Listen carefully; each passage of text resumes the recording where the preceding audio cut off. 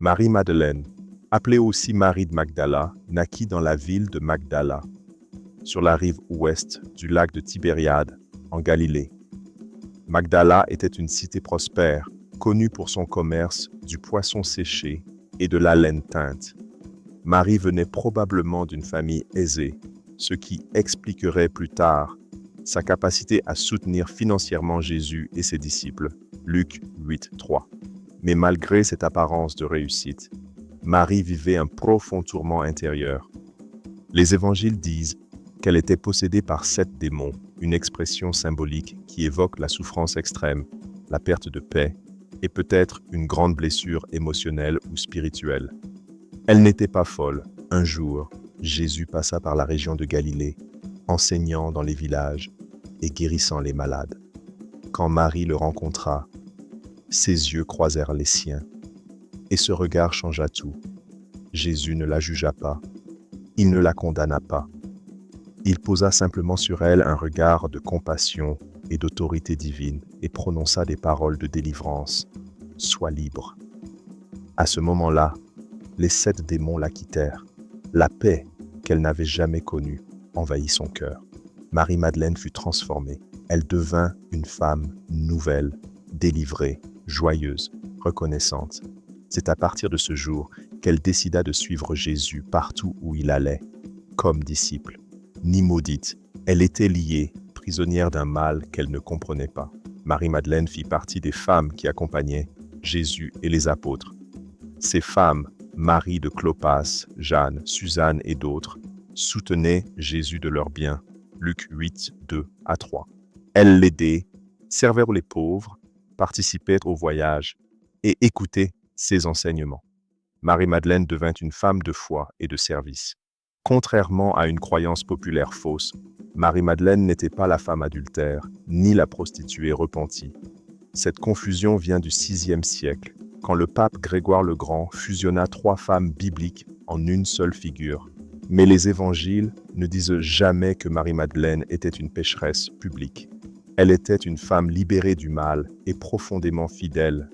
Quand arriva l'heure la plus sombre, la crucifixion, Marie-Madeleine ne fuit pas. Alors que les apôtres se cachaient, elle resta, courageuse et silencieuse, au pied de la croix. Elle vit le sang couler. Elle entendit Jésus crier « Mon Dieu, pourquoi m'as-tu abandonné ?» Et malgré la douleur, elle resta là, avec Marie, la mère de Jésus, et Jean, le disciple bien-aimé. Son amour pour le Christ était plus fort que la peur. Elle le suivit jusqu'au tombeau, le vit être déposé dans la pierre froide, et resta à pleurer devant l'entrée, impuissante mais fidèle. Le dimanche, très tôt, Marie-Madeleine se rendit au tombeau avec des parfums pour embaumer le corps de Jésus. Mais la pierre était roulée, le tombeau vide. Paniquée, elle courut prévenir Pierre et Jean. Ils ont enlevé le Seigneur et je ne sais pas où ils l'ont mis. Quand elle revint, elle resta seule, à pleurer devant la tombe. C'est alors qu'un homme apparut.